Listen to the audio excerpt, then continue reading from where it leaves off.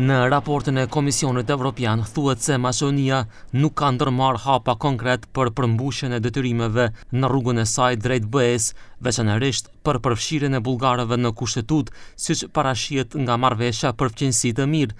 Përmendet edhe zbatimi i marrëveshjes së Prespës me Greqinë, por theksohet se kërkohet vullnet i mirë nga të gjitha palët.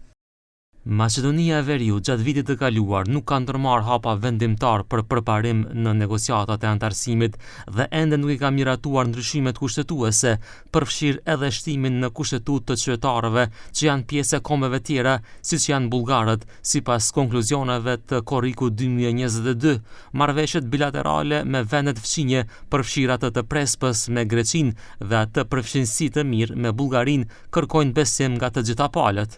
Nënkryetaria e Komisionit Evropian Kaja Kallas kishte theksuar më herët se Maqedonia ende nuk i ka bërë ndryshimet kushtetuese, ndërsa komisionerja për zgjerim Marta Kos, duke përmendur shkurt vendin bashkë me Bosnjën dhe Kosovën, tha se nuk është shënuar progres.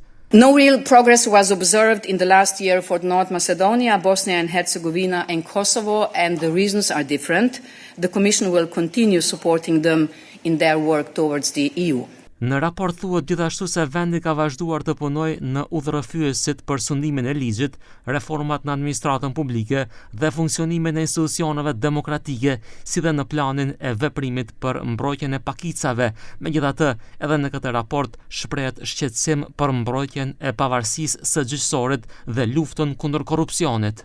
Maqedonia e Veriut duhet të intensifikojë përpjekjet për zbatimin e reformave të lidhura me BE-n, veçanërisht në kuadër të klasterit vlerat themelore, duke ruajtur sundimin e ligjit, duke mbrojtur pavarësinë dhe integritetin e gjyqësorit, si dhe duke përforcuar luftën kundër korrupsionit dhe krimit të organizuar. Si moment pozitiv, theksohet se Maqedonia vazhdon të harmonizohet plotësisht në politikën e përbashkët të jashtme dhe të sigurisë së BE-s, çka dëshmon për zgjedhjen e saj strategjike.